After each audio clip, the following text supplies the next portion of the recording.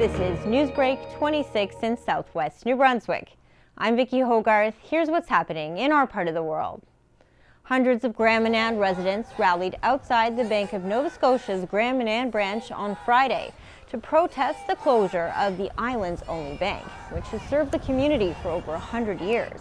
We are Grand Manan, and we need our bank, and we need our bank. Despite lucrative fishing and tourism industries on the island, earlier this year, Scotiabank announced it would consolidate the Grand Manan branch with its St. George branch on August 24th. That means island residents, of which there are about 2,500, will soon have to make a 9-hour round trip, which includes the added expense of a ferry ride to the mainland to do in-person banking. You know, a family has little kids, they either have to put forth the money on top of the travel already to pay for a babysitter, or they're yanking their kids out of a day of education to go and do a 15-minute, basic, as far as I'm concerned, humanity daily, thing. So on top of that, I also have vacation time, which is very precious. Not enough of it, in the world today. And I'm also going to have to use a vacation day to go and, who's supplementing me for that? While Scotiabank says it will assist in transitioning islanders to doing more online banking, the impact won't just hit seniors and the technologically challenged. Islanders fear new businesses won't open and existing ones could close if they are forced to lose a full day's operations simply to make a trip to the mainland to visit the bank. Once it's too expensive to operate and it doesn't make sense to have a business here on the island because it costs too much to even move your cash, or it takes you a whole day to go away and put your money back into the bank so you can use it for your payroll, for your businesses, to keep everything running. It doesn't make sense to keep your business here. And this is a great island. It's full of great people, and I just want to see it keep thriving.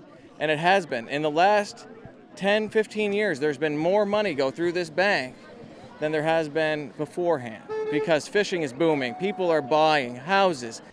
Local businesses also fear having to keep large amounts of money on their premises, which will make them bigger targets for theft.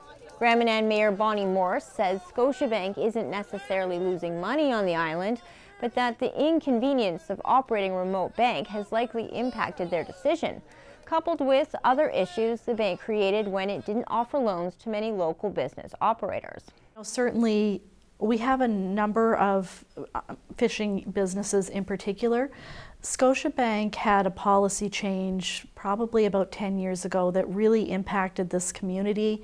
They chose not to give loans to fishermen when they were buying licenses and boats.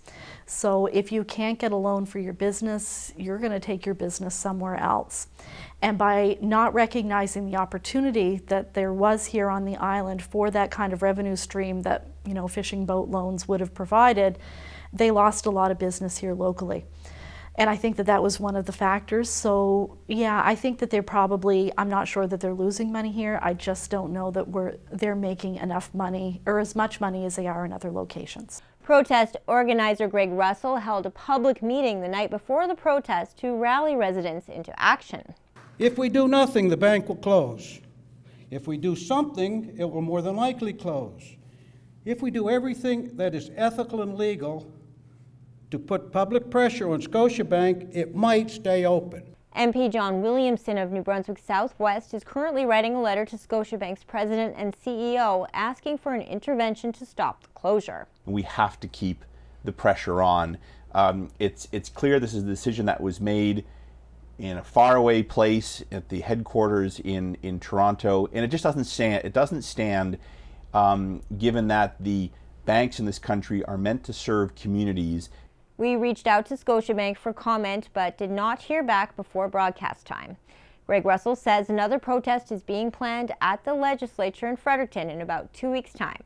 That's all the news I have for you. For more stories and online exclusives, follow us on Facebook at CHCO.TV. A news and public affairs production of CHCO-TV, New Brunswick's only source for independent community television.